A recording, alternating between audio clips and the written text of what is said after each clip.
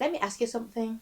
Have you ever met somebody who wasn't conventionally attractive, but somehow managed to command every room that they entered? Someone who made you think, what is it about them? Well, today I'm going to be sharing a secret that not only transformed my life, but many women that I know's lives as well. And it's not what you might expect.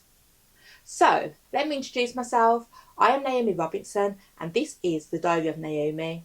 On this channel, I talk about everything from feminine energy to magnetic presence and quiet power, as well as personal branding and inner alignment. If this is your first time on this channel, please subscribe now, because you don't want to miss out on some of the great videos that I put out.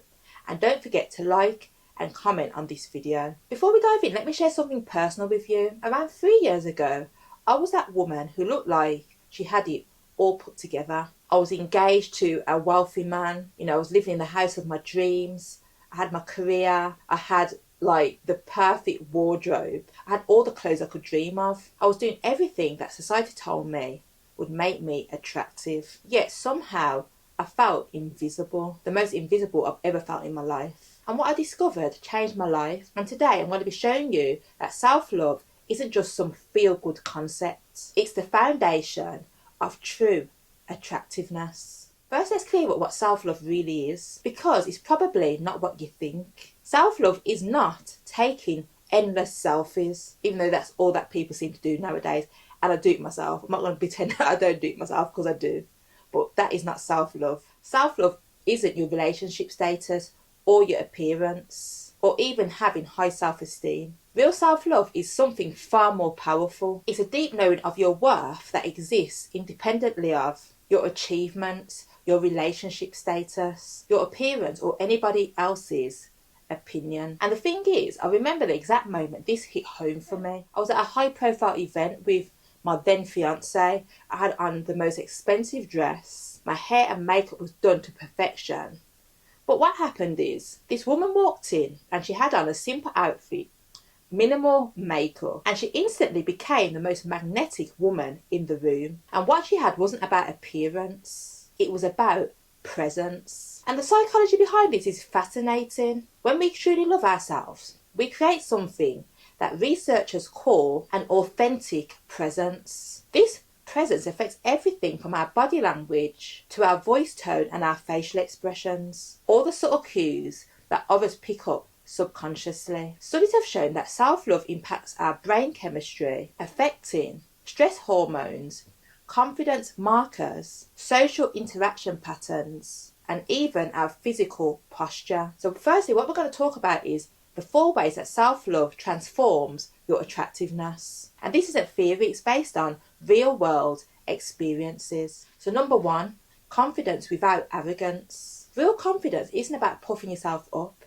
It's about being comfortable in your own skin and not having to prove anything. So number 2, authentic expression. This was the game changer for me. When I stopped trying to be what I thought that others wanted and started being genuinely myself, everything shifted. My relationships deepened, opportunities appeared, even my success accelerated. And here's why authenticity is so magnetic. In a world full of carefully curated personas, real authenticity is rare, it's refreshing, it's trustworthy, and it draws people in naturally. So number 3, positive energy cultivation. Your energy is like a magnet. When you truly love yourself, you naturally release judgment of others, stop competing and start connecting. Give from abundance rather than seeking from lack, and create space for genuine relationships. Number 4, emotional resilience. One of my clients that worked for a tech company transformed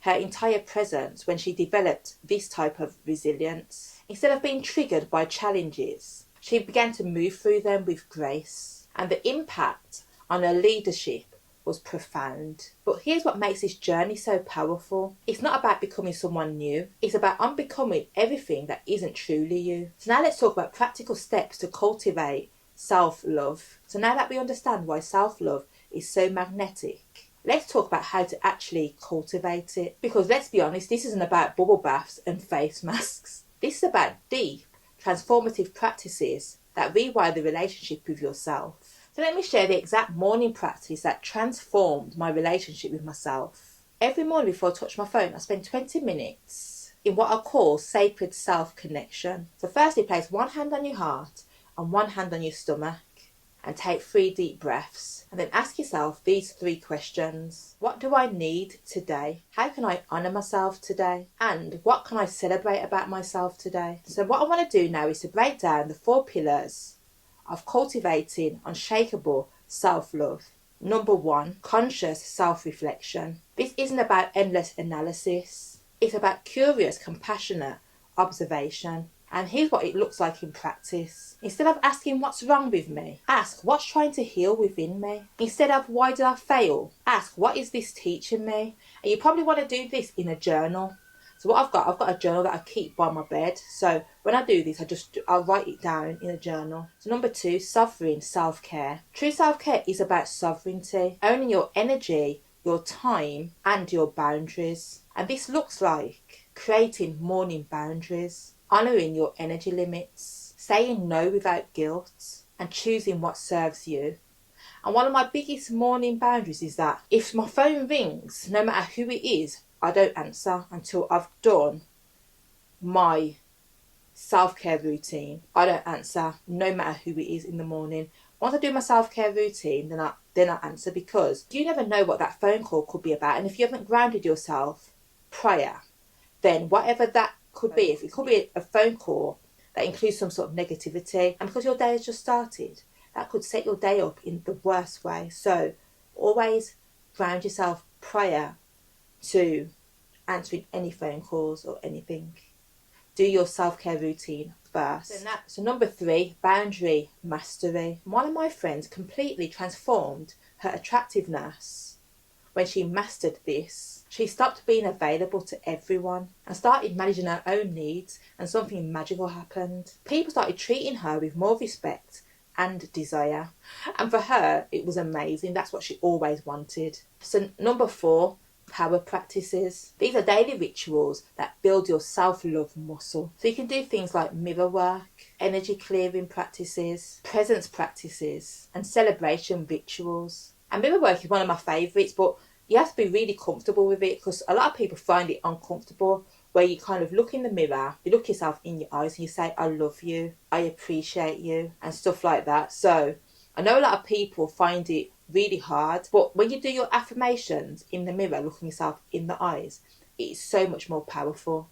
So give it a try, give it a try, and let me know how you find it. So now let's talk about overcoming self-love practices. So now let's address the real challenges that come up on this journey, because let's be honest, if it was that easy, everybody would be doing it. I remember the day I realised I was my own worst critique. The voice in my head was harsher than anybody had ever been to me. That's when I developed what I call the compassion bridge technique. When you notice negative self-talk, firstly, pause and breathe. Secondly, ask yourself, would I say this to someone that I loved? And thirdly, bridge to compassion with, instead, I choose to believe. And then you can fill in the dotted lines. Let's address the 3 biggest obstacles to self-love. Number 1, the comparison trap. Social media and societal pressures can be brutal. And here's what I teach my clients about navigating this. Create an inspiration-only feed. Set clear consumption boundaries. Practice the My Path meditation. And celebrate others' successes without diminishing your own. So let's move on to number 2, the worthiness wound. And this is a deep belief that we need to earn love even from ourselves. And here's how we heal this. Identify your worthiness wounds. Create new worth evidence. Practice receiving compliments. Say, for instance, someone compliments your hair. Don't say, oh, well, it actually needs doing. It's kind of a mess. Just say, thank you. Simple. Accept it and celebrate small wins daily. And I try and do this all the time. At the moment, I'm currently creating a new course. Even if I've only managed to create 1 new worksheet in a day, that is an accomplishment. The smallest things are still accomplishments. The smallest things are still little miracles. It depends on how you choose to see them. Number 3, the perfectionism pattern. This is about releasing the need to be perfect, to be worthy. Watch how these energy shifts when you embrace your humanity, allow your growth, celebrate progress, and trust your journey. And remember, this journey isn't about reaching some perfect state of self-love. It's about creating a loving relationship with yourself that grows deeper every day. One of my clients recently shared something beautiful. It was one of the nicest things ever. And what she said was, I used to think that being attractive was about changing myself. And now I know it's finally about being myself. And I found that so nice. Like, such, it's like this world has us thinking that we're not attractive in our authenticity, in our authentic selves. But that's the most attractive part of us. Being ourselves is the most attractive part of being. It's the most attractive thing about us. And we've been taught not to like it. And before we wrap up, I want to share one final truth. The most attractive thing about you isn't something that you need to create. It's something you need to uncover. And it's already there waiting to. If you enjoyed this video, don't forget to share and like. And don't forget to subscribe to this channel. And one last thing, never forget that your presence is your power. Bye for now. Mwah.